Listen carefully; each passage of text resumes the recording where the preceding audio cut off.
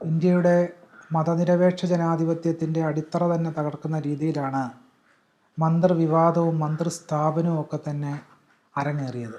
യഥാർത്ഥത്തിൽ മന്ദിർ വിവാദത്തിലൂടെ തുറന്നുവിട്ട ഭൂതം കുടത്തിലടയ്ക്കപ്പെടുകയല്ല ചെയ്തത്, അത് കൂടുതൽ സ്ഥലങ്ങളിലേക്ക് വ്യാപിച്ചുകൊണ്ടിരിക്കുന്നതായിട്ടാണ് ഇന്ത്യയിലെ സമകാലിക അവസ്ഥകളെല്ലാം തന്നെ തെളിയിക്കുന്നത്.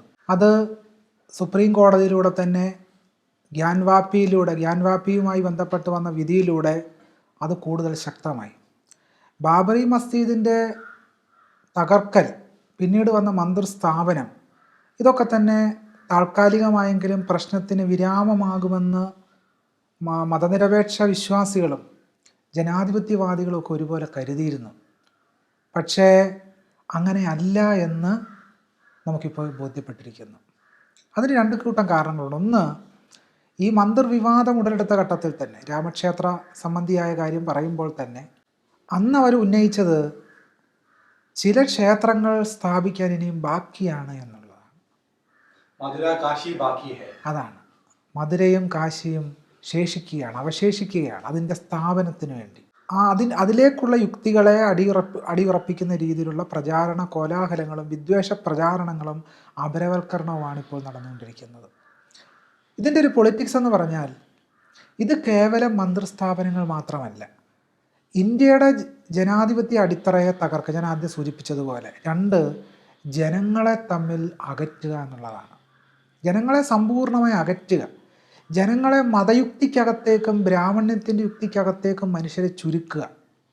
അങ്ങനെ മനുഷ്യരെ വ്യത്യസ്ത ധ്രുവങ്ങളിൽ പ്രതിഷ്ഠിച്ച് സാമുദായിക സൗഹാർദ്ദത്തെയും സാഹോദര്യ മനോഭാവത്തെയും തകർത്തുകൊണ്ടാണ് ഹിന്ദുരാഷ്ട്രം എന്ന് പറയുന്ന വ്യവസ്ഥാക്രമം നിലനിൽക്കുന്നതും തുടരുന്നതും. അപ്പോൾ അതിൻ്റെ ഭാഗമായിട്ടാണ് ഇപ്പോൾ ഗ്യാൻവാപ്പി എന്ന് പറയുന്ന സ്ഥലത്ത് 1991 നിയമം അനുസരിച്ച് ഒരു കാരണവശാലും നിലവിലുള്ള സ്വാതന്ത്ര്യം ലഭിക്കുന്ന സമയത്ത് എങ്ങനെ ആയിരുന്നോ ഇന്ത്യയിലെ ദേവാലയങ്ങളുടെ അവസ്ഥ, അത് തുടരണമെന്നാണ് പാർലമെൻറ്റിൽ പാസ്സാക്കിയ നിയമം.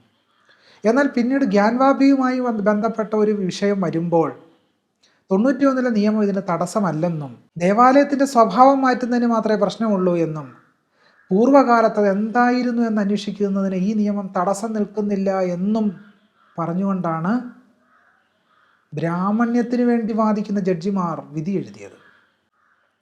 അത് ഗ്യാൻവാപ്പിയിൽ അവസാനിച്ചില്ല. ഗ്യാൻവാപ്പിയിൽ നിന്നും അത് ജമാ മസ്ജിദിലേക്കും ഇപ്പോൾ അജ്മീർ ദർഗയിലേക്കും മധ്യപ്രദേശിൽ മറ്റൊരു പള്ളി സരസ്വതിയുടെ ദേവാലയമാണെന്ന് പറയുന്ന നിലയിലേക്കും ഒക്കെ തന്നെ എത്തിയിരിക്കുന്നു. എന്തിനധികം പറയുന്നു, ഹിന്ദുത്വവാദികളുടെ കയ്യിൽ ഇന്ത്യയിലെ 400-ലധികം പള്ളികളുടെ ലിസ്റ്റ് ഉണ്ടെന്നാണ് പറയപ്പെടുന്നത്. ഇതുപോലെ ക്ഷേത്രമാക്കി മാറ്റാൻ വേണ്ടി 400-ലധികം പള്ളികളുടെ ലിസ്റ്റ് ഉണ്ട് അവരുടെ കയ്യിൽ എന്നാണ് പറയപ്പെടുന്നത്. അപ്പോൾ ഇത് എങ്ങനെയാണ് മതനിരപേക്ഷ ഇന്ത്യയുടെ അടിത്തറ തകർക്കുന്നത്? പൂർവ്വകാലത്ത് ഇങ്ങനെ ആയിരുന്നോ? രണ്ട് തരം വിഷയങ്ങൾ ഇതിനോടനുബന്ധിച്ച് പരിശോധിക്കേണ്ടതായിട്ടുണ്ട്. ഒന്ന്, ഇന്ന് ഈ ക്ഷേത്രങ്ങൾ ഹിന്ദുക്കളുടേതാണെന്നാണ് പറയുന്നത്. ഈ ക്ഷേത്രങ്ങളെല്ലാം ഹിന്ദുക്കളുടേതാണ്. മുസ്ലിങ്ങൾ ഇവിടെ അധിനിവേശം നടത്തിയതാണ്. ഈ ക്ഷേത്രങ്ങളെ എല്ലാം അധിനിവേശിച്ചതാണ് ഈ ഹിന്ദു ക്ഷേത്രങ്ങളെ തകർത്ത് തരിപ്പണമാക്കിയത്. ആ വാദമാണ് നമ്മൾ ആദ്യം പരിശോധിക്കേണ്ടത്. അങ്ങനൊരു ഹിന്ദു ഉണ്ടായിരുന്നു. നാരായണ ഗുരുസ്വാമികൾ പറയുമല്ലോ, ഹിന്ദു മതമെന്നൊരു മതമേ ഇല്ലല്ലോ എന്ന് ഗുരു വളരെ വ്യക്തമാക്കി പറയുന്നുണ്ട്. അതിനൊരു ചരിത്രപരമായ വേരുണ്ട് ആ വാദത്തിന് പിന്നിൽ. ഒന്ന്, ഈ കാണുന്ന കേരളത്തിലെ ഇന്ത്യയിലെ ഈ ക്ഷേത്രങ്ങളൊന്നും തന്നെ സവർണ ഹിന്ദുക്കളുടേതായിരുന്നില്ല. മനുസ്മൃതിയിൽ തന്നെ പറയും, പ്രതിമാപൂജ ചെയ്യുന്ന ബ്രാഹ്മണരെ ഹവ്യകവ്യങ്ങളിൽ നിന്ന് ബഹിഷ്കരിക്കണമെന്നാണ്. അതിൻ്റെ അർത്ഥം ബ്രാഹ്മണ പ്രതിമാപൂജ ചെയ്തിരുന്നില്ല. അവർ യാഗവും പൂജകളും അത്തരം കാര്യങ്ങളുമായി ബന്ധപ്പെട്ടിരുന്നവരായിരുന്നു. ഒരിക്കലും ക്ഷേത്രപ്രതിഷ്ഠ ബ്രാഹ്മണത്തിൻ്റെ ജീവിതാനുഷ്ഠാനങ്ങളുടെ അനിഷേധ്യ ഭാഗമായിരുന്നില്ല. അവരുടെ റിച്വൽ ട്രഡീഷൻ്റെ അനിഷേധ്യ ഭാഗമായിരുന്നില്ല. അപ്പോൾ അവരുടെ റിച്വൽ ട്രഡീഷൻ്റെ അനിഷേധ്യ ഭാഗമാകാതിരുന്ന ഒരു കാര്യമാണ് പിൽക്കാലത്ത് അവരുടേതാണ് എന്ന് പറയുന്നത്. ബാണഭട്ടൻ്റെ കാദംബരി, ഹർഷചരിത മുതലായ കൃതികളുണ്ട് 7-ാം നൂറ്റാണ്ടിൽ. ആ കൃതികളിൽ ഭദ്രകാളിയെ പൂജിക്കുന്ന ശബരർ എന്ന് പറയുന്ന ഗോത്രനിവാസികളെ പറ്റിയുള്ള പരാമർശമുണ്ട്. അപ്പോൾ ആരാണ് കാളിയെ ആദ്യഘട്ടത്തിൽ പൂജിച്ചിരുന്നത്? അത് ശബരർ എന്ന് പറയുന്ന ആദിവാസി ഗോത്ര ജനതയായിരുന്നു. ഇത്തരം ധാരാളം തെളിവ് രൂപങ്ങൾ വൈഖാനസ ധർമ്മസൂത്രം എന്ന് പറയുന്ന ഒരു ധർമ്മസൂത്രമുണ്ട്. ആ ധർമ്മസൂത്രത്തിൽ പറയുന്നത് ഭദ്രകാളിയെ പൂജിക്കാൻ ആരാണ് അധികാരി? അത് പാരശവരെന്ന് പറയുന്ന അന്തരാളജാതികളാണ് ഭദ്രകാളിയെ പൂജിക്കേണ്ടതെന്ന് വൈഖാനസ ധർമ്മസൂത്രം പറയുന്നു. കേരളത്തിലെ ഒരു ഉദാഹരണം പറഞ്ഞാൽ, കേരളത്തിൽ തിരുപ്പുലിയൂർ ഗ്രന്ഥവരി എന്ന് പറയുന്നൊരു ഗ്രന്ഥവരിയുണ്ട്. ആ ഗ്രന്ഥവരി പറയുന്നത് കൂന്തൽ എന്നൊരു ഭൂതം അതിന് ശാസ്താവായി നിവേദ്യം എന്ന. അപ്പോൾ തിരുപ്പുലിയൂർ എന്ന് പറയുന്ന കാവുകളൊക്കെ അടങ്ങുന്ന വിപുലമായി ദളിത കീഴാളരാക്കപ്പെട്ട മനുഷ്യർ അധിവസിച്ചിരുന്നൊരു പ്രദേശത്ത് അവിടുത്തെ ജനങ്ങൾ ആരാധിച്ചിരുന്ന ദേവതയായിരുന്നു കൂന്തൽ എന്ന് പറയുന്ന ഭൂതം. അവിടേക്ക് ബ്രാഹ്മണാധിനിവേശം ഉണ്ടാകുക. ഈ കൂന്തലെ ബ്രാഹ്മണി എന്താക്കി മാറ്റി? ശാസ്താവാക്കി മാറ്റി. അപ്പോൾ ഈ രീതിയിലാണ് രാജ്യത്താകമാനം വലിയ രീതിയിലുള്ള ബ്രാഹ്മണ്യ അധിനിവേശം നടക്കുന്നത്. അപ്പം നിലവിലുണ്ടായിരുന്ന രൂപങ്ങളെ, നിലവിലുണ്ടായിരുന്ന ആരാധനകളെ എല്ലാം സമ്പൂർണ്ണമായി തകിടം മറിച്ചുകൊണ്ടാണ് ബ്രാഹ്മണ്യം ഇതിനെല്ലാം കീഴ്പ്പെടുത്തുന്നത്. അപ്പോൾ ചുരുക്കം പറഞ്ഞാൽ ഇന്ത്യയിൽ ബ്രാഹ്മണ്യത്തിൻ്റെ പാരമ്പര്യത്തിൽപ്പെടുന്ന എന്തെങ്കിലും ഉണ്ടോ എന്ന് ചോദിച്ചാൽ ഒന്നുമില്ല എന്ന് വേണം പറയാൻ. ഇപ്പോൾ തിരുപ്പതി മാഹാത്മ്യം എന്ന് പറയുന്ന സ്കന്ദപുരാണത്തിലൊരു അധ്യായമുണ്ട്. ആ തിരുപ്പതി മാഹാത്മ്യത്തിൽ പറയുന്നത് തിരുപ്പതി എന്ന് പറയുന്ന ക്ഷേത്രത്തിൽ, ആ ക്ഷേത്രം ഉണ്ടാകുന്നതിന് മുമ്പ് ആദ്യകാലത്ത് അവിടെ ഉണ്ടായിരുന്നത് ചാമകൃഷി ചെയ്തിരുന്ന ആദിമ നിവാസികളായിരുന്നു എന്ന് സ്കന്ദപുരാണത്തിലെ തിരുപ്പതി മാഹാത്മ്യത്തിൽ പറയും. ഒരു രാജാവ് ഒരിക്കലൊരു സ്വപ്നം കാണുകയാണ്, ബ്രാഹ്മണരെ കൊണ്ട് അവിടെ ഒരു വിഷ്ണുവിനെ പ്രതിഷ്ഠിപ്പിക്കണം. ഈ സ്വപ്നം എന്താണ്? രാജാവിൻ്റെ സ്വപ്നത്തിൻ്റെ ആശയാടിത്തറ എന്താണ്? ക്രമേണ ഈ തിരുപ്പതി ക്ഷേത്ര സങ്കേതത്തിലേക്ക് നടക്കുന്ന ബ്രാഹ്മണാധിനിവേശത്തിൻ്റെ ഒരു പ്രതീകമായിട്ടാണ് ഈ രാജാവിൻ്റെ സ്വപ്നം വരുന്നത്. അങ്ങനെ ചാമകൃഷി ചെയ്തിരുന്ന ആദിവാസികൾ അവിടെ നിന്നും സമ്പൂർണ്ണമായി പുറത്താക്കപ്പെട്ടു. അപ്പോൾ ചുരുക്കം പറഞ്ഞാൽ ഇന്ത്യയിലെ ക്ഷേത്രങ്ങളിൽ പലതും ബ്രാഹ്മണരുടേതായിരുന്നില്ല, ബ്രാഹ്മണ്യത്തിൻ്റേതായിരുന്നില്ല, സവർണ ഹൈന്ദവതയുടേതായിരുന്നില്ല. ചരിത്ര പണ്ഡിതനായ DD കൊസാംബി രസകരമായൊരു കാര്യം പറയും. അദ്ദേഹത്തിന് ഇന്ത്യ ചരിത്രത്തിന് രാമുഖം എന്ന് പറയുന്ന പുസ്തകത്തിൽ വിട്ടൽ എന്ന് പറയുന്ന പശുപാലക ഗോത്രങ്ങൾ ആരാധിച്ചിരുന്ന വിട്ടൽ എന്ന് പറയുന്ന ഗോത്രദേവത പിൽക്കാലത്ത് വിഷ്ണുവായി മാറിയതിനെ സംബന്ധിച്ചാണ് DD കൊസാംബി എഴുതുന്നത്. അപ്പോൾ പശുപാലക ഗോത്ര സംഘത്തിൻ്റെ ആരാധനാ ദേവത പിൽക്കാലത്ത് ആ വിട്ടലിനെ ബ്രാഹ്മണ്യം മഹാവിഷ്ണുവാക്കി സ്വാംശീകരിച്ചു. മഹാരാഷ്ട്രയിലെങ്ങും വലിയ രീതിയിൽ വ്യാപകമായി ആരാധിക്കപ്പെട്ടിരുന്ന മൈസമ്മയെ ദുർഗയാക്കി മാറ്റി. മൈസമ്മ ദുർഗയായി മാറി. അപ്പോൾ തദ്ദേശീയമായ അടിവേരുകൾ ഉണ്ടായിരുന്ന, തദ്ദേശീയ ജനതയുടെ ആരാധനാ കേന്ദ്രമായിരുന്ന, തദ്ദേശീയ ജനങ്ങളുടെ അനുഷ്ഠാനങ്ങൾക്കും പലതരത്തിലുള്ള അടരുകൾ ഉണ്ടായിരുന്ന ആ വിശ്വാസ പന്താവുകളെല്ലാം മാറ്റപ്പെടുകയും അതിനെ വിഷ്ണു സഹോദരിയായ ദുർഗയാക്കി ഈ മൈസമ്മയെ മാറ്റുകയും ചെയ്തു. യോക്കോ യോക്കോച്ചി വാരിയർ ഗോഡസ് എന്ന് പറയുന്ന ഒരു സുപ്രധാന പ്രബന്ധം എഴുതുന്നുണ്ട്. യോക്കോ യോക്കോച്ചി അവരതിനകത്ത് ആ തീസീസിൽ പറയുന്നത് വിന്ധ്യാവാസിനിയായ ദുർഗയായി മാറുന്നതിന് മുമ്പ് അത് വിന്ധ്യാവനപർവ്വത പ്രദേശത്ത് അധിവസിച്ചിരുന്ന വനവാസികളുടെ ആരാധനാമൂർത്തിയായിരുന്ന ദൈവമായിരുന്നു പിൽക്കാലത്ത് വിന്ധ്യാവാസിനിയായ ദുർഗ എന്ന് യോക്കോ യോക്കോച്ചി അവരുടെ പ്രബന്ധത്തിൽ വാദിക്കുന്നുണ്ട്. അപ്പോൾ ഇങ്ങനെ നൂറുകണക്കിന് കാര്യങ്ങൾ ഇതുപോലെ പറയാനുണ്ട്. അപ്പം ഇങ്ങനെ നോക്കുമ്പോൾ നമുക്ക് മനസ്സിലാകുന്നത് ഇന്ത്യയിൽ ഉണ്ടായിരുന്ന പല ക്ഷേത്രങ്ങളും ആദ്യമകാലത്ത് അത് ഇന്ന് കരുതുന്നത് പോലെ സവർണരുടേതായിരുന്നില്ല എന്നും അത് തദ്ദേശീയ ജനതയുടെ, അബ്രാഹ്മണ ജനവിഭാഗങ്ങളുടെ, അവർണരാക്കപ്പെട്ട് മുദ്രകുത്തിയ ജനവിഭാഗങ്ങളുടെ ആരാധനാ കേന്ദ്രങ്ങളും ആരാധനാ സങ്കേതങ്ങളുമായിരുന്നു. കേരളത്തിൽ തന്നെ കൊട്ടങ്ങൾ, പതികൾ, ഇതെല്ലാം തന്നെ ആരുടെ ആയിരുന്നു? കേരളത്തിലെ ദളിത പിന്നോക്ക ആദിവാസി ജനതയുടെ ആരാധനാ കേന്ദ്രങ്ങളാണ്. അവിടേക്ക് കലശവും ദേവപ്രശ്നവുമായി ബ്രാഹ്മണ്യം ഇതൊക്കെ രംഗപ്രവേശം ചെയ്യാൻ തുടങ്ങി. അങ്ങനെ അവരുടേതായി മാറാൻ തുടങ്ങി. അപ്പോൾ ഹിന്ദു ക്ഷേത്രം എന്നൊക്കെ വാദിക്കാൻ തുടങ്ങിയാൽ അങ്ങനൊരു ഹിന്ദു ഇല്ല. കാരണം എങ്ങനൊരു ഹിന്ദു ഉണ്ടാവും? ജാതികളായി വിഭജിക്കപ്പെട്ടിരിക്കുന്നു മനുഷ്യർ, ജാതികളായി ശ്രേണീകരിക്കപ്പെട്ടിരിക്കുന്നു. യഥാർത്ഥത്തിൽ ഇവ സമുദായങ്ങളായിരുന്നു, വ്യത്യസ്ത സമുദായങ്ങളായിരുന്നു ഇന്ത്യയിൽ ഉണ്ടായിരുന്നത്. ഈ സമുദായങ്ങളെ ബ്രാഹ്മണ്യം ജാതികളാക്കി തരംതിരിച്ചു, ജാതികളാക്കി ശ്രേണീകരിച്ചു. അതാണ് ബ്രാഹ്മണ്യത്തിൻ്റെ ഒരു ഏറ്റവും വലിയ പ്രത്യേകത എന്ന് പറഞ്ഞാൽ. ഇന്ത്യയിൽ സമുദായങ്ങളായി ജീവിച്ചിരുന്ന മനുഷ്യ വിഭാഗങ്ങളെ ബ്രാഹ്മണ്യം ജാതികളാക്കി ശ്രേണീകരിച്ചു എന്നുള്ളതാണ്. അപ്പോൾ സമുദായം എന്ന് പറഞ്ഞാൽ ഉദയം, തുല്യ നിലയ്ക്കാണ് സമുദായങ്ങൾ നിലനിൽക്കുന്നത്. ഇപ്പോൾ സാഹോദര്യം എന്ന് പറയുന്ന ആശയം നിലനിൽക്കണമെങ്കിൽ എന്ത് വേണം? തുല്യതയുള്ളിടത്ത് മാത്രമേ സാഹോദര്യം നിലനിൽക്കത്തുള്ളൂ. ഒരാൾ മുകളിലും മറ്റൊരാൾ താഴെയാണെങ്കിലും സാഹോദര്യം നിലനിൽക്കത്തില്ല. സാഹോദര്യം നിലനിൽക്കാൻ വേണ്ട പ്രധാനപ്പെട്ട അടിത്തറ എന്ന് പറഞ്ഞാൽ അവിടെ സമത്വം ഉണ്ടായിരിക്കുക എന്നുള്ളതാണ്. സമത്വം ഇല്ലാത്തിടത്ത് എന്ത് നിലനിൽക്കില്ല? സാഹോദര്യം നിലനിൽക്കില്ല. സമത്വം ഉണ്ടെങ്കിൽ മാത്രമേ സാഹോദര്യം നിലനിൽക്കൂ. അപ്പം സമുദായം എന്ന് പറയുന്ന സങ്കല്പം സമത്വവും സാഹോദര്യവുമായി ബന്ധപ്പെട്ടിരിക്കുന്നു. അങ്ങനെ സമുദായ ബോധത്തെ തകർത്ത് ഈ സമുദായങ്ങളെ ജാതിയാക്കി ശ്രേണീകരിച്ച് അതിൻ്റെ മുകളിൽ ഇരിപ്പിടവിട്ടിരിക്കുകയായിരുന്നു യഥാർത്ഥത്തിൽ ബ്രാഹ്മണ്യം ചെയ്തത്. ജാതിയാക്കി മനുഷ്യരെ ശ്രേണീകരിച്ചു. ചതുർവർണ്ണങ്ങളായി മനുഷ്യരെ, ബ്രാഹ്മണ, ക്ഷത്രിയ, വൈശ്യ, ശൂദ്രാദികളായി മനുഷ്യരെ തരംതിരിച്ചു. അങ്ങനെ വരുമ്പോൾ എവിടെ ഹിന്ദു എന്ന് പറയുന്നൊരു സങ്കല്പം ഉള്ളത്? ഹിന്ദു എന്ന് പറയുന്നൊരു സങ്കല്പം ഇന്ത്യയിലെ വേദങ്ങളിലോ ഉപനിഷത്തുക്കളിലോ ധർമ്മശാസ്ത്രങ്ങളിലോ ഒന്നും നമുക്ക് കാണാനേ കഴിയില്ല. ഇപ്പോൾ ശബരിമലയിൽ ഒരു മേൽശാന്തി തസ്തിക വിളിക്കുക, അപേക്ഷ ക്ഷണിക്കുക, എല്ലാ ഹിന്ദു മതവിശ്വാസികൾക്കും അപേക്ഷിക്കാമെന്നല്ലല്ലോ പറയുന്നത്. മലയാള ബ്രാഹ്മണർ മാത്രം അപേക്ഷിച്ചാൽ മതിയെന്നാണ് പറയുന്നത്. അപ്പോൾ എവിടെ ഹിന്ദു? ഗുരുവായൂർ ക്ഷേത്രത്തിലൊരു പാചകക്കാരനാകണമെങ്കിൽ, സാമ്പാർ വെക്കണമെങ്കിൽ അതൊരു ബ്രാഹ്മണൻ തന്നെ വേണമെന്നാണ് വാദിക്കുന്നത്. അപ്പോൾ എവിടെ ഹിന്ദു? അപ്പോൾ ഇവിടെ ഒന്നും ഹിന്ദു ഇല്ല. ഇവിടെ എല്ലാം മനുഷ്യരെ പല ജാതികളായി കാണുന്ന ശ്രേണീകരണ യുക്തി മാത്രമാണുള്ളത്. അപ്പം ഹിന്ദുവിൻ്റെ പേര് പറഞ്ഞുകൊണ്ട് യഥാർത്ഥത്തിൽ ഇന്ത്യയെ ഭരിക്കുന്നത് വളരെ ന്യൂനപക്ഷമായ, ന്യൂനതരമായ സവർണ ഒളിഗാർക്കിയാണ് യഥാർത്ഥത്തിൽ ഇന്ത്യയെ ഭരിക്കുന്നത്. അത് ഈ ബഹുഭൂരിപക്ഷം വരുന്ന ബഹുജനങ്ങളുടെയും ദളിതരുടെയും ആദിവാസികളുടെയും പേരിൽ സവർണ ഹൈന്ദവതയാണ്, സവർണ ഒളിഗാർക്കിയായി ഇന്ത്യയെ നിയന്ത്രിക്കുകയും ഭരിക്കുകയും ചെയ്തുകൊണ്ടിരിക്കുന്നത്. ആ സവർണ ഒളിഗാർക്കി നിലനിർത്തുന്നതിന് വേണ്ടിയാണ് അവർ ഇത്തരം മന്ദിര സ്ഥാപനങ്ങൾ നടത്തുന്നത് എന്നുള്ളതാണ് പ്രധാനപ്പെട്ട പോയിന്റ്. നമ്മളിനി മറ്റൊരു പോയിന്റിലേക്ക് വന്നാൽ, ഇന്ത്യയിലെ ഈ പള്ളികൾക്കൊരു പ്രത്യേകത ഉണ്ടായിരുന്നു. ഈ പള്ളികൾ പലതും ബഹുജനങ്ങളുടെ വിശ്വാസങ്ങളുടെയും ആരാധനകളുടെയും കേന്ദ്രമായിരുന്നു.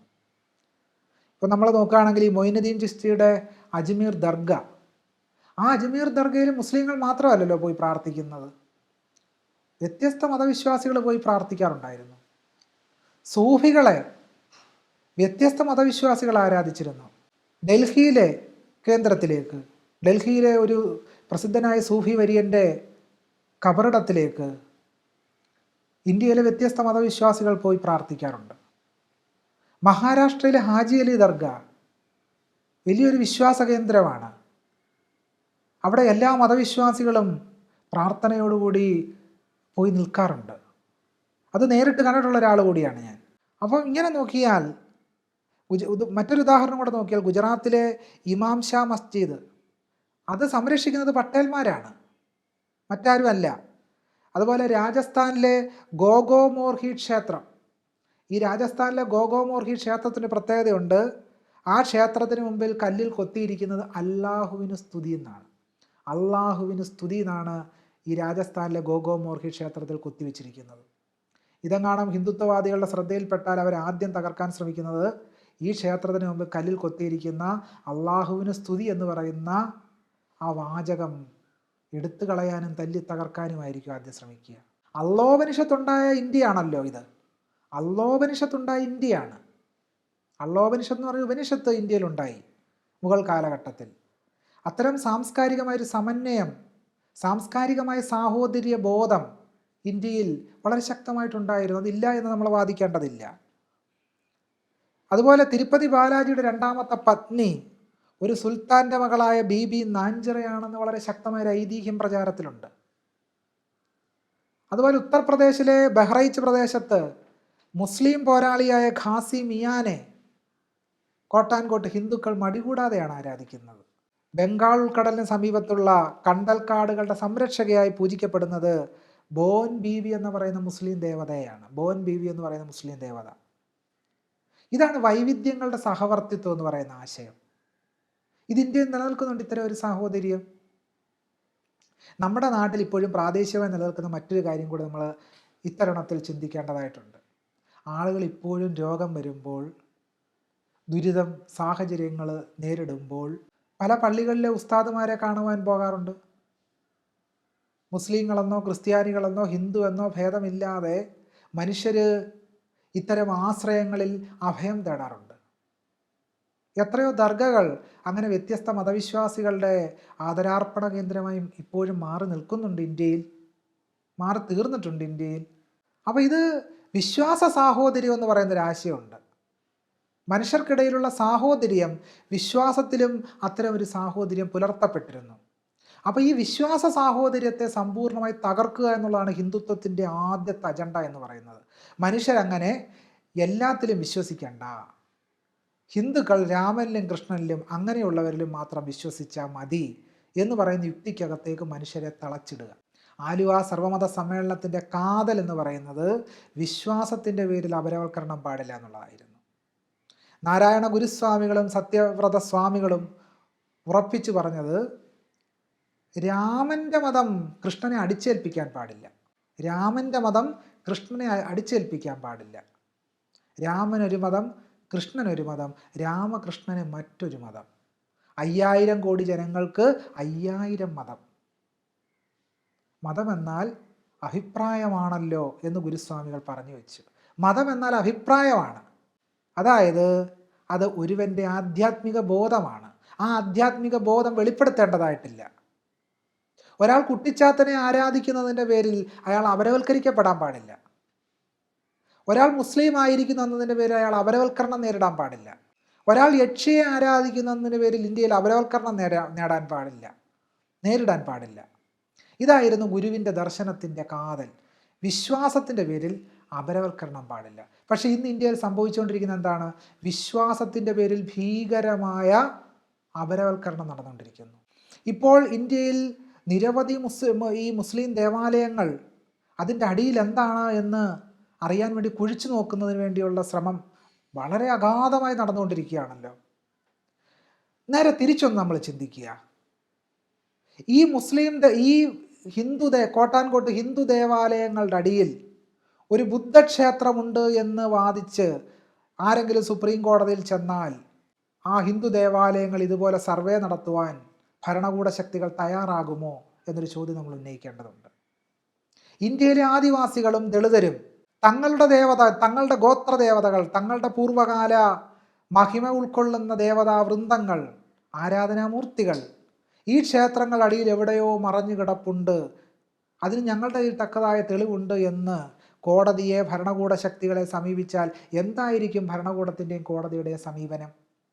ഇത് തെളിയിക്കുന്നത് ഇതിലൂടെ ഭീകരമായ അപരവൽക്കരണം, ഭീകരമായ ഭയപ്പെടുത്തി ഒതുക്കുക എന്ന് പറയുന്ന നയമാണ് ഇതിലൂടെ സൃഷ്ടിക്കുന്നത്. വിശ്വാസത്തിൻ്റെ പേരുള്ള അപരവൽക്കരണം, അതുവഴി ജനാധിപത്യത്തെ തന്നെ സമ്പൂർണ്ണമായി തകർക്കുക എന്നുള്ളതാണ്. ജനാധിപത്യത്തെയാണ് ഇത് തകർക്കുന്നത്. യഥാർത്ഥത്തിൽ മുസ്ലിം ദേവാലയങ്ങൾ അത് സർവേ നടത്തി അതിൻ്റെ അടിയിൽ എന്താണ് എന്ന് കണ്ടെത്തുക എന്ന ഒരു പദ്ധതിയിലൂടെ ലക്ഷ്യമിടുന്നത് ഇന്ത്യയുടെ മതനിരപേക്ഷ ജനാധിപത്യത്തെ തകർക്കുക എന്നുള്ളതാണ്. ആ അജണ്ട കേരളത്തിലേക്കും വന്നു കഴിഞ്ഞു. അതിൻ്റെ ഏറ്റവും വലിയ തെളിവാണ് അയ്യപ്പനും വാവരും തമ്മിലുള്ള വിവാദം. ഈ വിവാദം തുടങ്ങിയിട്ട് കുറേ കാലമായി. ഓരോ മണ്ഡലകാലത്ത് ഇത് വളരെ ശക്തമാകാറുണ്ട്. ഹിന്ദുത്വവാദികൾ ഇപ്പോൾ ഉന്നയിക്കുന്നത് വാവരല്ല, അത് വാപുരൻ എന്ന് പറയുന്നൊരു ഭൂതമാണ്, ഒരു ശിവഭൂതമാണ്. അത് അയ്യപ്പനെ സഹായിക്കാൻ വേണ്ടി വന്നതാണ്. ഇതാണ് പുതിയ കഥ. ബ്രാഹ്മണ്യത്തിൻ്റെ ഏറ്റവും വലിയ സവിശേഷത എന്ന് പറയുന്നത് അറിവിൻ്റെ സ്ഥാപനവൽക്കരണമാണ്. തങ്ങൾ പറയുന്ന അമ്മുമ്മ കഥ ജനങ്ങൾക്കിടയിൽ പ്രചരിപ്പിച്ച് അത് സ്ഥാപനവൽക്കരിക്കുക, അത് വലിയ സംഭവമാണെന്ന് പറഞ്ഞു വെക്കുക. ഇതാണ് ബ്രാഹ്മണ്യത്തിൻ്റെ ഒരു വലിയ സവിശേഷത. ബ്രാഹ്മണ്യത്തിൻ്റെ അമ്മുമ്മ കഥകളെ മുഴുവൻ അറിവായി സ്ഥാപിക്കുന്നു ബ്രാഹ്മണ്യം. മറ്റാരുടെ അറിവിനെ അത് അംഗീകരിക്കത്തില്ല. ബ്രാഹ്മണ്യത്തിൻ്റെ എല്ലാ അമ്മുമ്മ കഥകളെയും, മനുഷ്യവിരുദ്ധമായ എല്ലാ സിദ്ധാന്തങ്ങളെയും അറിവായി ബ്രാഹ്മണ്യം സ്ഥാപനവൽക്കരിക്കുന്നു. അങ്ങനെയാണ് ആർത്തം അശുദ്ധിയ എന്ന് പറയുന്ന ആധുനിക മനുഷ്യന് കൊണ്ടു നടക്കാൻ കൊള്ളാത്ത ഒരു യുക്തി അറിവായിട്ടാണ് ബ്രാഹ്മണ്യം കൊണ്ടു നടക്കുന്നത്. അയിത്തം, അസ്പൃശ്യത, മനുഷ്യരോട് കാണിക്കുന്ന അസ്പൃശ്യത ലോകത്ത് ഒരിടത്തും നടക്കാത്ത അനന്യമായ ഒരു വിവേചനമാണ്. അനന്യമായ വിവേചനം, ഇതുപോലെ സാദൃശ്യം ലോകത്ത് ഒരു വിവേചനത്തിനും കാണത്തില്ല. അത് ബ്രാഹ്മണ്യം അറിവായിട്ട് അതിനെ നിലനിർത്തിയിരിക്കുന്നത്. ആ വിവേചനത്തെയും ഒരു സിദ്ധാന്ത യുക്തിയിൽ സ്ഥാപിച്ചിരിക്കുന്നു. ഇതാണ് ബ്രാഹ്മണ്യത്തിൻ്റെ സവിശേഷത എന്ന് പറയുന്നത്. അപ്പോൾ ഞാൻ പറഞ്ഞു വരുന്നത്, വാവരെ എന്താക്കി മാറ്റി? വാപുരൻ എന്ന് പറയുന്ന ശിവഭൂതമാക്കി മാറ്റി. അതിനിപ്പോൾ ആശ്രയിക്കുന്നത് ശ്രീഭൂതനാഥ ഉപാഖ്യാനം എന്ന് പറയുന്ന ഒരു പുതിയ ഗ്രന്ഥമാണ് അവർ അവതരിപ്പിക്കുന്നത്. അത് ബ്രഹ്മാണ്ഡ പുരാണത്തിൻ്റെ ഭാഗമാണെന്നാണ് പറയുന്നത്. പക്ഷേ ഒരു സംസ്കൃത അധ്യാപകൻ എന്ന നിലയ്ക്ക് സംസ്കൃത സാഹിത്യത്തിലും തന്ത്രഗ്രന്ഥങ്ങളിലും പുരാണങ്ങളിലും ഉപനിഷത്തുകളിലും വളരെ താല്പര്യത്തോടു കൂടി വായിക്കുകയും ഗവേഷണം നടത്തുകയും ചെയ്യുന്ന ഒരാളെന്ന നിലയ്ക്ക് ആധികാരികമായ ബ്രഹ്മാണ്ഡ പുരാണത്തിൻ്റെ ഭാഗത്തെവിടെയും ശ്രീഭൂതനാഥ ഉപാഖ്യാനം എന്ന് പറയുന്ന ഒരു സാധനമില്ല, ഒരു ഭാഗമില്ല. ഇത് കേരളോൽപ്പത്തി ബ്രഹ്മാണ്ഡ പുരാണത്തിൻ്റെ ഭാഗമാണെന്നൊക്കെ പറയുന്ന പോലുള്ളൊരു അമ്മമ്മ കഥയാണ്. ഏതെങ്കിലും ഒരു ഗ്രന്ഥഭാഗത്തെ ആധികാരികമാക്കാൻ വേണ്ടി ചെയ്തുകൊണ്ടിരുന്ന ഒരു പ്രധാനപ്പെട്ട ബ്രാഹ്മണ്യ തന്ത്രമായിരുന്നു അത് നിലവിൽ പ്രചാരത്തിലുള്ളൊരു ഗ്രന്ഥത്തിൻ്റെ ഭാഗമാക്കുക എന്നത്. ഭഗവത്ഗീത മഹാഭാരതത്തിൻ്റെ ഭാഗമായതുപോലെ ഭഗവത്ഗീത വലിയ 700 ശ്ലോകങ്ങളുള്ള ഒരു ഗ്രന്ഥം മഹാഭാരതം എന്ന് പറയുന്ന ബൃഹത് ഗ്രന്ഥത്തിൻ്റെ ഭാഗമായി മാറുക. അങ്ങനെ ഏച്ചുകെട്ടി കഥകളും ഉപകഥകളും ഉപാഖ്യാനങ്ങളും ഒക്കെ ആയിട്ട് അതങ്ങനെ വളർന്ന് വികസിക്കുക. അപ്പോൾ അതുപോലൊരു വാദമാണ് ഈ ബ്രഹ്മാണ്ഡ പുരാണത്തിൻ്റെ ഭാഗമാണ് ശ്രീഭൂതനാഥ ഉപാഖ്യാനം എന്ന് വാദിക്കുന്നത്. യഥാർത്ഥത്തിൽ ബ്രഹ്മാണ്ഡ പുരാണത്തിൽ അങ്ങനെ ഒരു ശ്രീഭൂതനാഥ ഉപാഖ്യാനം എന്ന് പറയുന്ന ഒരു ഗ്രന്ഥഭാഗം ഇല്ല തന്നെ. അതൊന്നാമത്തെ പ്രശ്നം. രണ്ടാമത്തെ വിഷയത്തിലേക്ക് വന്നാൽ വാപുരൻ എന്ന് പറയുന്ന ശിവഭൂതമാണെന്നാണ് പറയുന്നത്. ബ്രാഹ്മണ്യവാദികളുടെ സിദ്ധാന്തമാണ്, അമ്മുമ്മ കഥയാണ്. എന്നാൽ വാപുരൻ എന്ന് പറയുന്ന ശിവഭൂതത്തെ പറ്റി പറയുന്ന ഏതെങ്കിലും ഒരു പുരാണം ഇവർ കൊണ്ടുവരട്ടെ. ഇന്ന പുരാണത്തിൽ ഇത്രാമത്തെ അധ്യായത്തിൽ ഇത്രാമത്തെ ശ്ലോകത്തിൽ വാപുരൻ എന്ന് പറയുന്ന ഭൂതത്തെ പറ്റി പറഞ്ഞിരിക്കുന്നു. അങ്ങനൊന്നില്ല. അപ്പം മനുഷ്യരെ വിശ്വാസത്തിൻ്റെ പേരിൽ അടിമയാക്കാം എന്ന് പറയുന്ന യുക്തിക്കകത്താണ് ഇവർ ജീവിക്കുന്നത്. ജനങ്ങൾ എന്ത് പറഞ്ഞാലും വിശ്വസിച്ചോളും. വിശ്വാസത്തിൻ്റെ പേരിൽ ആരെയും അടിമയാക്കാം, ആരെയും ഏത് വഴിക്കും നടത്താം. അങ്ങനെ വാവരെ എന്താക്കി മാറ്റി? വാപുരനാക്കി മാറ്റി. ഇതിൻ്റെ ഒരു പ്രശ്നം കിടക്കുന്നത് കേരളത്തിൽ വളരെ ശക്തമായിട്ട് ഉള്ള ഒരു ഐതിഹ്യമാണ് അയ്യപ്പനും വാവരും തമ്മിലുള്ള ബന്ധം എന്ന് പറയുന്നത്. എല്ലാ ഹിന്ദുക്കളും, കോട്ടാൻകോട്ട് ഹിന്ദുക്കൾ ശബരിമല തീർത്ഥാടനം നടത്തുമ്പോൾ വളരെ ആദരപൂർവ്വമാണ് വാവരുസ്വാമിയുടെ നടയിൽ പോയി എന്ന് പ്രാർത്ഥിക്കുന്നത്, അവിടെ ദക്ഷിണം സമർപ്പിക്കുന്നത്. അവരുടെ അത്തരം ഭക്തരുടെ മനസ്സിൽ ഒരിക്കലും വാവരെന്ന് പറയുന്നത് ഒരു മുസ്ലിം ദേവതയാണെന്നും അദ്ദേഹത്തോട് നമ്മൾ പ്രാർത്ഥിക്കാൻ പാടില്ലെന്ന് പറയുന്ന ഒരു വിവേചന ബുദ്ധി സാമാന്യ ജനവിഭാഗമായ ഭക്തജനങ്ങളുടെ ഇടയിലില്ല, ഉണ്ടെന്ന് ഞാൻ കരുതുന്നുമില്ല. അവർ വളരെ ഭക്തിപൂർവ്വമാണ് വാവരുസ്വാമിയുടെ നടയിൽ പോയി പ്രാർത്ഥിക്കുന്നത്. ഇപ്രാവശ്യത്തെ ഈ തീർത്ഥാടന കാലം നോക്കിയാലും അറിയാം, വളരെ ഭക്തിപൂർവ്വമാണ് അയ്യപ്പ വിശ്വാസികൾ വാവരുസ്വാമിയുടെ നടയിൽ പോയി പ്രാർത്ഥിക്കുന്നത്. ആ വിശ്വാസത്തെ തകർക്കണം ബ്രാഹ്മണ്യത്തിന്. അതിനുവേണ്ടിയാണ് വാവരാരല്ല, വാപുരനാണ് എന്ന് പറയുകയും വാവർ യഥാർത്ഥത്തിൽ ഒരു മുസ്ലിം ആണ് എന്ന് സ്ഥാപിച്ചുകൊണ്ട് വാവരെ അയ്യപ്പനിൽ നിന്ന് അടർത്തി മാറ്റുക എന്ന് പറയുന്ന യുക്തിയാണ്. അയ്യപ്പനും വാവരും തമ്മിലുള്ള ബന്ധം വിച്ഛേദിക്കുക. എന്തിനാണ് അയ്യപ്പനും വാവരും തമ്മിലുള്ള ബന്ധം വിച്ഛേദിക്കുന്നത്? അയ്യപ്പനും വാവരും തമ്മിലുള്ള ബന്ധം നിലനിൽക്കുമ്പോൾ ഒരു മുസ്ലിം ബന്ധം അവിടെ നിൽക്കുന്നു. ആ മുസ്ലിം ഐഡൻറ്റിറ്റിയെ, മുസ്ലിം സ്വത്വത്തെ തന്നെ സമ്പൂർണ്ണമായി തകർക്കുക എന്നുള്ളതാണ് വാവരുടെ ബന്ധത്തെ തകർക്കുക എന്നതിലൂടെ ലക്ഷ്യമാക്കുന്നത്. അതുവഴി ശബരിമലയെ സമ്പൂർണമായൊരു സവർണ ഹൈന്ദവാധികാര കേന്ദ്രമാക്കി മാറ്റുക എന്നുള്ളതാണ്. ഇപ്പോൾ അത് സാധിക്കുന്നില്ല. ഇപ്പോൾ വാവരുണ്ട്, കറുപ്പസ്വാമിയുണ്ട്, ഇങ്ങനെ തദ്ദേശീയ ജനതയുടെ ധാരാളം ദേവതകൾ ശബരിമലയിലുണ്ട്. അപ്പോൾ അതിനെ സമ്പൂർണ്ണമായി സവർണാധികാര കേന്ദ്രമാക്കി മാറ്റാൻ കഴിയുന്നില്ല. അതിൻ്റെ അർത്ഥം ഇപ്പം അങ്ങനെ മാറിയിട്ടില്ല എന്നുള്ള അർത്ഥത്തിലല്ല ഞാൻ ഈ പറയുന്നത്. ശബരിമലയിൽ നിലനിൽക്കുന്ന ബ്രാഹ്മണാധികാര കുത്തകയെ കാണാതെയുമല്ല പറയുന്നത്. മറിച്ച് എന്തെന്താണോ ബാക്കിയുള്ളത്, ആ ബാക്കിയുള്ളതിനെ മുഴുവൻ തച്ച് തകർത്ത് അതിനെ ഒരു സവർണ ഒളിഗാർക്കിയുടെ പിടിയിൽ അമർത്തുക എന്ന് പറയുന്ന ഹിംസാത്മകമായ യുക്തി ഈ വാവർ അയ്യപ്പ ബന്ധത്തിൽ നിലനിൽക്കുന്നുണ്ട്. നമ്മൾ വാവർ അയ്യപ്പ ബന്ധം കുറച്ചും കൂടെ ആഴത്തിലൊന്ന് പരിശോധിച്ചാൽ ചില കാര്യങ്ങൾ കാണാൻ പറ്റും.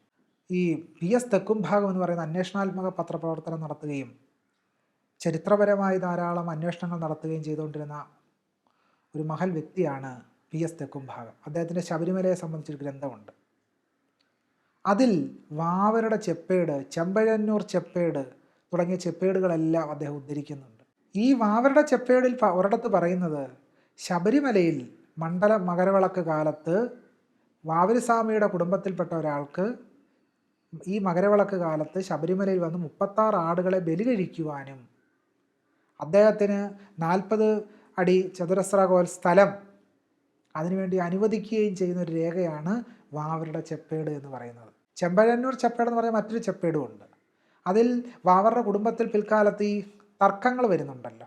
അപ്പോൾ യഥാർത്ഥ അവകാശി ആരാണെന്ന് കണ്ടെത്തുന്നത് സംബന്ധിച്ചൊരു ചെപ്പേടാണ് ചെമ്പഴന്നൂർ ചെപ്പേട്. ഇതെല്ലാം തെളിയിക്കുന്ന എന്താണ്? വളരെ ശക്തമായൊരു മുസ്ലിം ബന്ധം ശബരിമലയുമായി ബന്ധപ്പെട്ടുണ്ട് എന്നുള്ളതാണ്. വാവരുടെ ചെപ്പേടിൽ പന്തളം നാടുവാഴി വിശേഷിപ്പിക്കുന്ന ആയുർവേദ ഗുരുഭൂതനെന്ന ആയുർവേദ ഗുരുഭൂതനായ വാവർ സ്വാമി തന്നെ എന്ന അത് തുടങ്ങുന്ന ആ ചെപ്പേട് തുടങ്ങുന്ന അങ്ങനെ. എന്തുകൊണ്ടാണ് വാവരെ ആയുർവേദ ഗുരുഭൂതൻ എന്ന് വിശേഷിപ്പിക്കാൻ കാരണം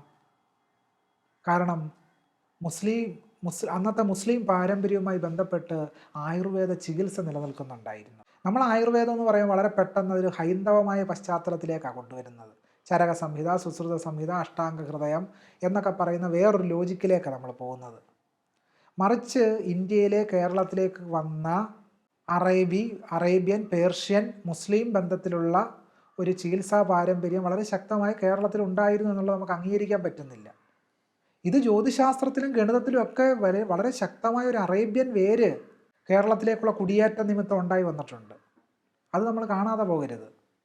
അപ്പം ആ ഒരു ആയുർവേദ പാരമ്പര്യം, ചികിത്സാ പാരമ്പര്യം വളരെ ശക്തമായിട്ട് ഈ വാവരുടെ ചെപ്പേടിൽ പ്രതിഫലിക്കുന്നുണ്ട്. അതുകൊണ്ടാണ് അന്നത്തെ പന്തളം നാടുവാഴി വാവരെ ആയുർവേദ ഗുരുഭൂതൻ എന്ന് വിശേഷിപ്പിക്കുന്നത്.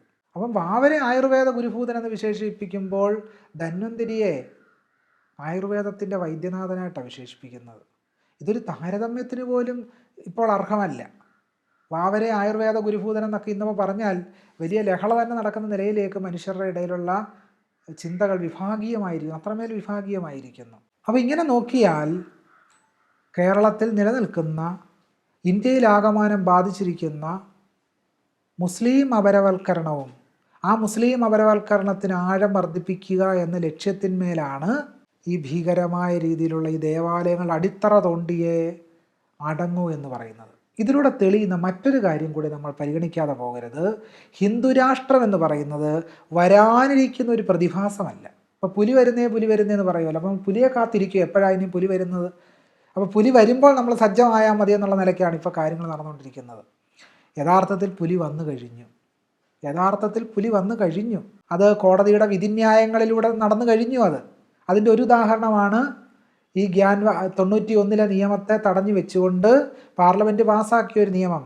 47 ഇന്ത്യക്ക് സ്വാതന്ത്ര്യം കിട്ടപ്പോൾ എങ്ങനെയായിരുന്നു അന്നത്തെ ദേവാലയങ്ങളുടെ അവസ്ഥ, അതങ്ങനെ തന്നെ നിലനിൽക്കണമെന്ന ഉദ്ദേശത്തോടു കൂടിയാണെന്ന് പാർലമെൻറ്റ് നിയമം പാസ്സാക്കിയത്. ആ നിയമത്തെ അട്ടിമറിച്ചുകൊണ്ടാണ് ബ്രാഹ്മണ്യവാദികളായ ന്യായാധിപന്മാർ ഈ മുസ്ലിം ദേവാലയങ്ങളുടെ അടിത്തറ തോണ്ടുവാൻ വിധി പുറപ്പെടുവിച്ചിരിക്കുന്നത്. പീഡനമേറ്റൊരു സ്ത്രീ തനിക്ക് ന്യായം തേടുവാൻ വേണ്ടി അലഹബാദ് ഹൈക്കോടതിയിൽ ചെന്നപ്പോൾ അലഹബാദ് ഹൈക്കോടതിയിലെ ജഡ്ജി പറഞ്ഞത് ഇവരുടെ ജാതകം പരിശോധിക്കണം. ജാതകം പരിശോധിക്കാൻ വേണ്ടി അലഹബാദിലെ യൂണിവേഴ്സിറ്റിയിലെ ജ്യോതിഷ വിഭാഗത്തിന് ജാതകം വിശദമായി പരിശോധിക്കാൻ നിർദ്ദേശിക്കുകയാണ് കോടതി ചെയ്തത്. ഒന്ന് ആലോചിച്ച് നോക്കൂ. പീഡനത്തിനിരയായ ഒരു വനിത, അവർ നീതി തേടി കോടതിയിലെത്തുമ്പോൾ അവരെ ജ്യോതിഷ ചികിത്സയ്ക്ക് വിധേയമാക്കുന്ന കോടതി. ഇതിവിടെയാണ് നമ്മൾ ഭരണഘടനാ വിദഗ്ധനും നിയമജ്ഞനുമായ പ്രൊഫസർ ഡോക്ടർ മോഹൻ ഗോപാൽ പറയുന്നത്. ഭരണഘടനയെ നോക്കി വിധി പറയുന്നതിന് പകരം പൗരാണികമായ പാരമ്പര്യത്തിൻ്റെ, പൗരോഹിത്യത്തിൻ്റെ അടിസ്ഥാനത്തിൽ വിധി പറയുന്ന രീതിയിലേക്ക് നമ്മുടെ കോടതി സംസ്കാരം മാറിയിരിക്കുന്നു. തിയോക്രാറ്റിക് ആയിട്ടുള്ള ജഡ്ജിമെൻറ്റ്, മോഹൻ ഗോപാൽ സാറിൻ്റെ ഭാഷയിൽ പറഞ്ഞാൽ തിയോക്രാറ്റിക് ജഡ്ജ്മെൻറ്റിലേക്ക് നമ്മുടെ കോടതി വ്യവഹാരങ്ങൾ മാറിത്തീർന്നിരിക്കുന്നു. ഭരണകൂടത്തെ അടിമുടി ഇത് ബാധിച്ചിരിക്കുന്നു. IIM-ലും IIT-കളിലുമുള്ള 90% തസ്തികകളിലും അധ്യാപകരായി പ്രവർത്തിക്കുന്നത് സവർണ വിഭാഗത്തിൽപ്പെട്ടവരാണെന്ന് ഉള്ള കണക്കുകൾ കഴിഞ്ഞ ദിവസം പുറത്തു വന്നിട്ടുണ്ട്. അങ്കുൽ പലിവാളിൻ്റെ പഠനം തെളിയിക്കുന്നത് ഇന്ത്യയിലെ ഉന്നത വിദ്യാഭ്യാസ സ്ഥാപനങ്ങളിൽ, സർവകലാശാലകളിൽ 96% തസ്തികകളിലും സവർണരാണെന്ന്. ഉള്ള സംവരണം പോലും ദളിതർക്കും ആദിവാസികൾക്കും പിന്നോക്ക ജനതയ്ക്കും ലഭിക്കുന്നില്ല എന്നുള്ളതാണ്. ഇങ്ങനെ എത്രയോ ഉദാഹരണങ്ങൾ നമ്മുടെ കൺമുമ്പിലുണ്ട്. എന്തുകൊണ്ടാണ് ഉത്തരേന്ത്യയിലെ മുസ്ലിങ്ങൾ ഭീകരമായി ആക്രമിക്കപ്പെടുന്നത്? ഉത്തരേന്ത്യയിലെ മുസ്ലിങ്ങളിൽ ഭൂരിഭാഗവും ചേരികളിൽ വസിക്കുന്നവരാണ്. അവരുടെ പൂർവ്വകാലം തേടിയാൽ നമുക്ക് മനസ്സിലാകും അവർക്ക് ദളിതാദിവാസി ബന്ധമുള്ളവരാണ്, അവരുടെ പാരമ്പര്യം. അപ്പം അൺപ്രിവിലേജ്ഡ് ആയിട്ടുള്ള മനുഷ്യരെ ആക്രമിക്കുക എന്ന് പറയുന്ന ഹിന്ദുത്വ അജണ്ട ഇന്ത്യയിൽ പ്രവർത്തിച്ചുകൊണ്ടിരിക്കുന്നു. അപ്പോൾ നമ്മുടെ ഭരണകൂട വ്യവഹാരമായി, ന്യായവ്യവഹാരങ്ങളായി ഹിന്ദുരാഷ്ട്രം നമ്മളെ പിടിമുറുക്കി കഴിഞ്ഞിരിക്കുന്നു. അതിൽ നിന്നും നമുക്ക് എങ്ങനെ കുതിച്ച് ചാടാൻ പറ്റും, അതിൽ നിന്ന് എങ്ങനെ നമുക്ക് ഒരു വിമോചനം നേടാൻ കഴിയും എന്നുള്ള ആലോചനയാണ് യഥാർത്ഥത്തിൽ മതനിരപേക്ഷതയിൽ വിശ്വസിക്കുന്ന, ജനാധിപത്യത്തിൽ വിശ്വസിക്കുന്ന മനുഷ്യർ ചെയ്യേണ്ടതായിട്ടുള്ളത്. അതിന് സാഹോദര്യം എന്ന് പറയുന്ന മൂല്യത്തെ നമ്മൾ മുറുകെ പിടിക്കേണ്ടതായിട്ടുണ്ട്. ഹിന്ദുത്വത്തിന് അറിയാം, സാഹോദര്യത്തെ തകർത്തുകൊണ്ട് മാത്രമേ ഹിന്ദുത്വത്തിന് വേര് പടർത്താൻ കഴിയും. അതുകൊണ്ടാണ് മനുഷ്യർക്കിടയിലുള്ള സാഹോദര്യത്തെ തകർക്കുന്നതിന് വേണ്ടി വിദ്വേഷം അഴിച്ചുവിടുന്നത്. വിദ്വേഷം അഴിച്ചുവിടുന്നത് വെറുതെ അല്ല, വിദ്വേഷത്തെ ഹിന്ദുത്വം അനുഷ്ഠാനമാക്കി മാറ്റുന്നു എന്നുള്ളതാണ്. വിദ്വേഷത്തെ അനുഷ്ഠാനമാക്കി മാറ്റിയിരിക്കുന്നു, വിദ്വേഷത്തെ ഒരു റിച്വലാക്കി മാറ്റിയിരിക്കുന്നു. അങ്ങനെയാണ് ജയ് ശ്രീരാം എന്നുള്ള വിളി ഒരു വിദ്വേഷ മുദ്രാവാക്യമായി മാറുന്ന. അങ്ങനെയാണ് ഭക്തന്റെ മനസ്സിൽ, വിശ്വാസിയുടെ മനസ്സിൽ കരുണയായി, സാഹോദര്യമായി, സ്നേഹമായി വരേണ്ട നാമജപം, ഈശ്വരീയമായ നാമജപത്തെ വിദ്വേഷ മുദ്രാവാക്യമായി ഹിന്ദുത്വം മാറ്റിക്കഴിഞ്ഞു. ജപവും ധ്യാനവും മനുഷ്യൻ്റെ ഉള്ളിൽ നടക്കേണ്ട ഒരു പ്രക്രിയയാണ്, വിശ്വാസികളുടെ ഉള്ളിൽ നടക്കേണ്ട ഒരു പ്രക്രിയയാണ്. ഗുരു പറയും, അവൻ ഇവൻ അന്ന് അറിയുന്നതൊക്കെ ഓർത്താൽ അവനിൽ ആദിമമായ ഒരു ആത്മരൂപം. അവനെന്നും ഇവനെന്നും അറിയുന്നത് ഭൂമിയിൽ അവനിൽ ആദിമമായ ഒരു ആത്മരൂപമാണ് എന്ന് ഗുരുസ്വാമികൾ ആത്മോപദേശ ശതകത്തിൽ പറഞ്ഞു വെച്ചു. എന്താണ് ഇതിൻ്റെ കാതൽ? മുസ്ലിമെന്നും കോട്ടാൻകോട്ട് ഹിന്ദുവെന്നും ക്രിസ്ത്യനെന്നും ദളിതനെന്നും ആദിവാസിയെന്നും ഒക്കെ പേര് ചൊല്ലി വിളിക്കുന്ന മനുഷ്യർ അവരുടെ സത്ത് ആദിമമായ ഒരു ആത്മരൂപമാണ് എന്ന് ഗുരു കണ്ടെത്തുന്നതിലൂടെ മനുഷ്യർക്കിടയിലുള്ള വിവേചനങ്ങളെ ഗുരു തടയുകയും ആത്മസാഹോദര്യം എന്ന് പറയുന്ന ആശയത്തെ ഗുരു ഉയർത്തിപ്പിടിക്കുകയും ചെയ്യുന്നു. ഈ ആത്മസാഹോദര്യത്തെയാണ് വിദ്വേഷ മുദ്രാവാക്യങ്ങൾ കൊണ്ട് ഹിന്ദുത്വം തടയിടുന്നത് എന്നുള്ളതാണ്. അപ്പോൾ സാഹോദര്യത്തെ തകർത്താൽ മാത്രമേ ഇന്ത്യയിൽ ഹിന്ദുത്വത്തിന് വേര് പടർത്താൻ കഴിയൂ. അതുകൊണ്ടാണ് സമുദായ സാഹോദര്യം എന്ന് പറയുന്ന സങ്കല്പത്തിന് വളരെയധികം പ്രസക്തിയുള്ളത്. ഗുരുസ്വാമികൾ പറഞ്ഞു, നമ്മുടെ സമുദായം എല്ലാ മനുഷ്യരെയും ഒന്നായി ചേർക്കുന്നതാകുന്നു. നമ്മുടെ സമുദായം എല്ലാ മനുഷ്യരെയും ഒന്നായി ചേർക്കുന്നതാകുന്നു. ഭാവഭേദങ്ങളില്ലാതെ, വിവേചന ബോധ്യങ്ങളില്ലാതെ മനുഷ്യരെ എല്ലാവരെയും ഒന്നായി ജീവിക്കാൻ പ്രേരിപ്പിക്കുന്ന സത്തയുടെ പേരാണ് സമുദായം എന്ന് പറയുന്നത്. ആ സമുദായത്തെ എന്താക്കി മാറ്റി? ജാതീയമായി വിഘടിപ്പിച്ചു, ജാതീയമായി ശ്രേണീകരിച്ചു.